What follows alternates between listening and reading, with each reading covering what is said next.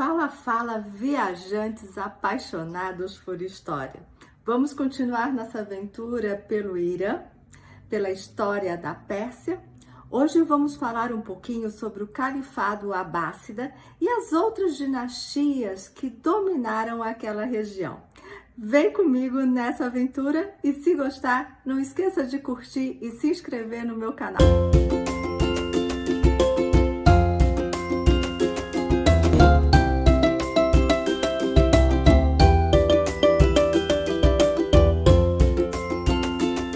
Anterior, nós falamos sobre a chegada dos árabes lá nas terras do Irã, lá na Pérsia.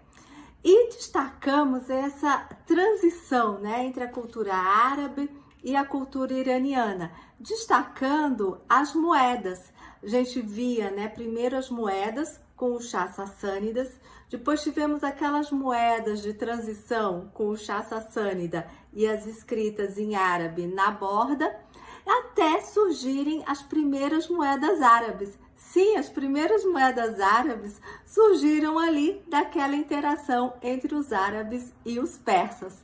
Aí eu fico pensando, bem melhor carregar moeda no bolso que camelos, né? Para quem já viajou para algum país árabe, sabe daquela tradição ou daquela brincadeira que eles sempre fazem de querer trocar alguma coisa por camelos. Ah, você vende sua esposa por quantos camelos e etc. Ou seja, foi a partir dessa interação entre árabes e os persas que os árabes conseguiram, fizeram a sua primeira moeda e assim não precisavam ficar carregando camelos para fazer a troca. Em 750, os árabes abássidas derrubaram os omíadas. O Califado Abássida foi fundado pelos descendentes do tio mais jovem de Maomé e mudou a sua capital em 762 para Bagdá. Os abássidas procuraram aliados locais, famílias poderosas, para administrarem as terras do seu domínio. Este período foi contemporâneo da formação de diversas dinastias iranianas, como Taírida, Safáridas, Samânidas, Buídas, Gasnávidas, entre outras. Assim, observa-se que houve uma fragmentação das terras iranianas em várias dinastias, umas ocupando mais ao norte, outras mais a leste, sul, etc. E também percebe-se um dinamismo grande entre elas, sendo que uma hora uma se sobressaía mais que a outra. Pode-se dizer que essas dinastias deviam lealdade ao califa abássida que ficava lá em Bagdá, mas gozavam de uma certa independência, ou seja, simbolicamente, essas dinastias tinham uma subordinação política, fiscal e militar ao califa abássida. Só que algumas ignoravam o califa lá em Bagdá.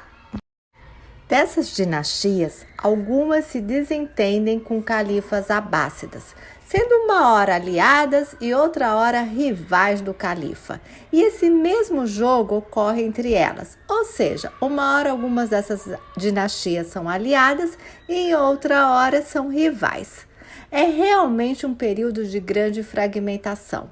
O dinamismo político, diplomático, militar e econômico é notório, além de um jogo de rivalidades.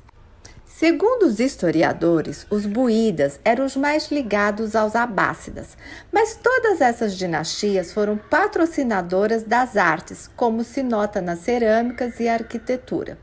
O interessante é que a cultura persa é mantida, como a língua, em todas essas dinastias.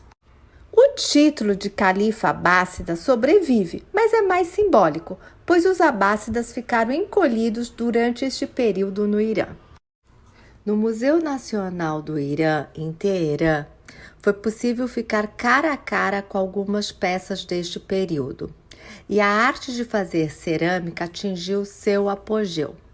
Durante o final do século VIII e o início do IX, os artistas utilizaram as inscrições cúficas do Alcorão como o primeiro elemento decorativo da arte islâmica. Essa época é conhecida como a Era de Ouro do Islã, uma vez que os abássidas foram influenciados pelos mandamentos do Alcorão, como A tinta de um acadêmico é mais sagrada que o sangue de um mártir, expressando assim o valor do conhecimento. Durante esse período, o mundo islâmico se tornou um centro intelectual para ciência, filosofia, medicina e educação, pois os abássidas abraçaram a causa do conhecimento. A verdade, gente, é que enquanto a Europa estava vivendo uma Idade Média assim, um pouco obscura, um pouco sombria, mais lenta, lá no Oriente a Idade Média estava bombando. Vamos ter muitos poetas, estudiosos, a medicina evoluindo, geografia, a álgebra, matemática, estava tudo borbulhando lá pelas terras da Pérsia. Temos como destaque nessa época o Ferdowsi, o Ferdowsi, que é o poeta considerado o recriador da língua persa. Escreveu a maior epopeia existente nessa língua, a Épica dos Reis ou Shahnameh. Ferdowsi versificou e atualizou a história do Irã até a derrubada da dinastia sassânida pelos árabes. Os iranianos consideram Ferdowsi como seu maior poeta. Shahnameh foi escrito em quase sua totalidade em persa puro e foi a chave para reviver a língua persa, tão influenciada pelos árabes, e assim contribuir para a manutenção da identidade cultural iraniana.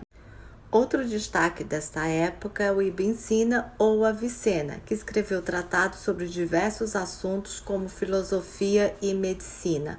Uma de suas obras é o Livro da Cura, que é uma vasta enciclopédia filosófica e científica.